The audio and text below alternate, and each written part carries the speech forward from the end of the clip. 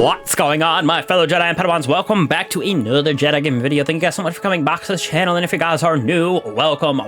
Hopefully y'all have been slapping out that new exotic mission that we got with Kell's Fall, giving us the exotic shotgun Slayer's Fang. This is a void shotgun that has some pretty interesting perk combinations on it, with 4 different catalysts that we can have. An Intrinsic that actually gives us wall hacks, if you will, being able to see that true sight on those guardians and enemies. So we're going to cover everything for you, as well as a little quick guide on where to get each of the intrinsics inside of the Kell's Fall mission. Alrighty, so to initially get this weapon, actually, you go through our new Act 3 quest, and we have to go through the new exotic mission, Kell's Fall once, where we get the reward at the very end, where it is a craftable shotgun. Now, the second time through the mission, we're actually able to get all 3 of the intrinsic perks on this bad boy, which is called Night's Worn Sight. So this will be able to give us that true sight, as well as conserve ammo and weaken enemies. So when you enter that mission for the second time, third time, whatever, after you actually get the shotgun, I'm going to throw 3 codes up on the screen that you have to shoot.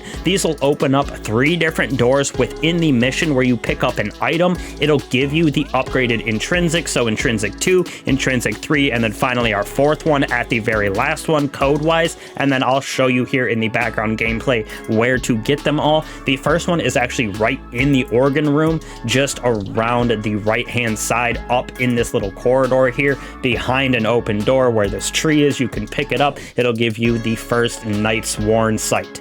Now, when we actually go through that first little realm, through the first mirror, into the mirror realm for the first time, battle the enemies that are right there, those husks and scorn captains that we got, or chieftains, I should say. If you just keep walking straight right here through this open door, there's going to be a little knife on the ground. If you pick that up, that'll give us our second intrinsic upgrade, so we're going to get Night's Worn 3 from that. And then the last one is all the way towards the end, actually, inside of the vestibule. Right here, there is a certain pattern that we shot at the beginning, only 4 symbols, but as soon as we open that up, we have to light these 3 torches right here to open up a door, which will allow us to actually go through where another door was opened via that code. Next to this little bench right here is going to be our final intrinsic that we get, giving us all the way up to Night's Sworn 4. Now, the same thing for the catalyst. Like I said, we have 4 of them as well, but as soon as you get the shotgun, you just go back to Ido. She's going to give you the quest from all 4 of those. Just follow the quest. You got to get some defeats while using tonics,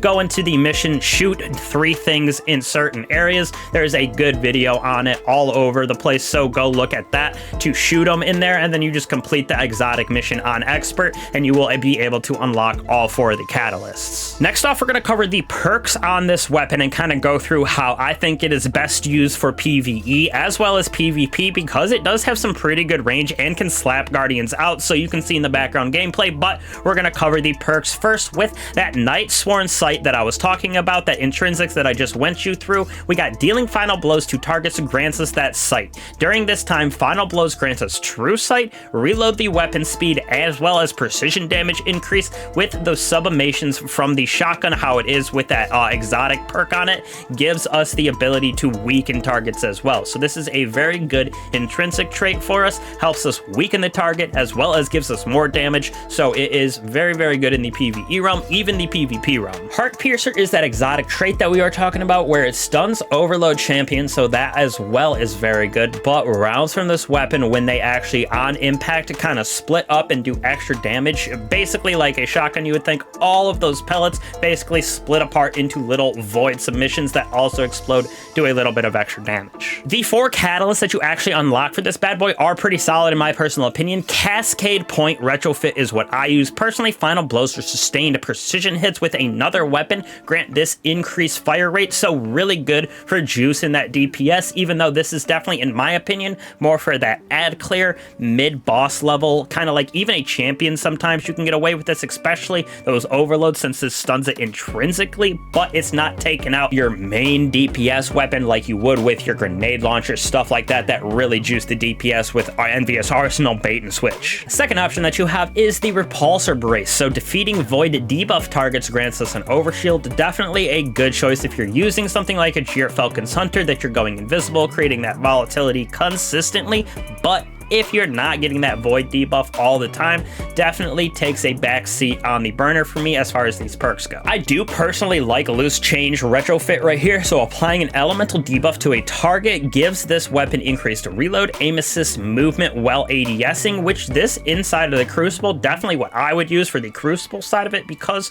we can cause the debuffs very easily, whether it be blinding people with our grenades, doing Scorch, freezing people, slowing people. This can get active pretty easily, so what I would use for the PvP realm. On last but certainly not least, right here we got Stats for All as our last Catalyst Retrofit. Hitting 3 separate targets increases handling, stability, reload, range for a moderate duration, so not bad, but I would probably throw this with that Repulsor Brace down at the bottom. Cascade is definitely what I would use for PvE, with that Loose Change what I would use for PvP. Moving on from those catalysts, we got our 3 separate perks on here besides the exotic ones and our catalyst like I was talking about. Gonna just give you what I think is best for PvP and PvE. So PvP wise for this, think me personally, I would go with Hammer Forged Rifling as my number 1.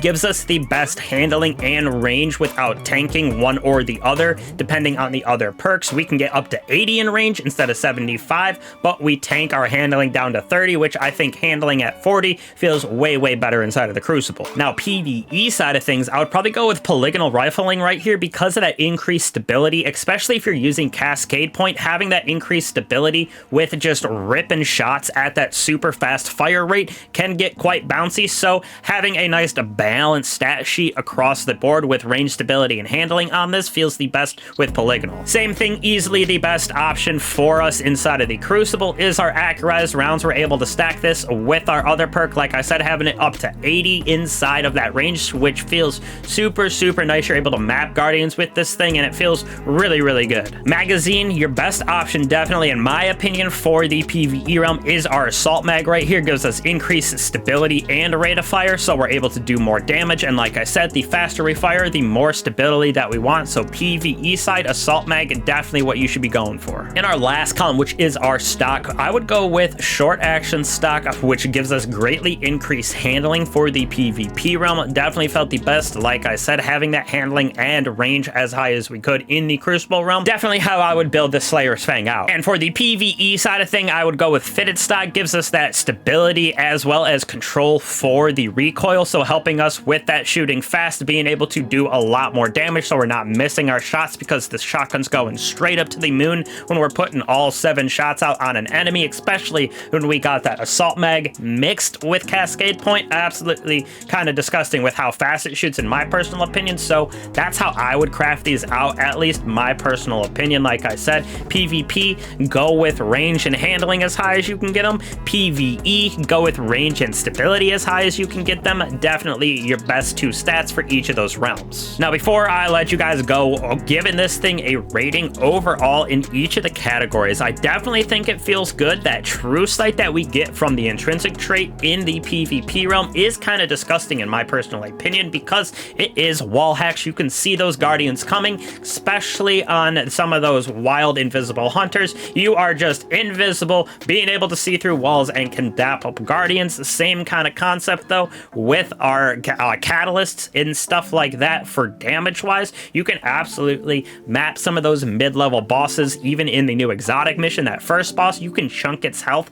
super fast, and most of the bosses inside of that dungeon at least are like that. But overall, this thing I would give probably a 4.4 inside of the Crucible, and then maybe a 4.6 inside of the PvE realm. It feels really good as an exotic weapon. I'm definitely going to be using it, messing around with a couple other builds. Definitely something like no backup plans on your Titan is very good with this. Like I said, a Gear Falcon's Hunter build with this shotgun, giving you that volatility and stuff on this thing, adding to the DPS side, add clear potential of this. Very good. PvP though, I don't know, I would go with something just like your normal PvP builds. The shotgun feels pretty good. Doesn't map the range of Chaperone, something like that, but it feels almost there, if you will. It is pretty close, so definitely give this thing a try out. Go through all of those guides at the beginning of this, everything like that, and grab yourself all the intrinsics, all the catalyst.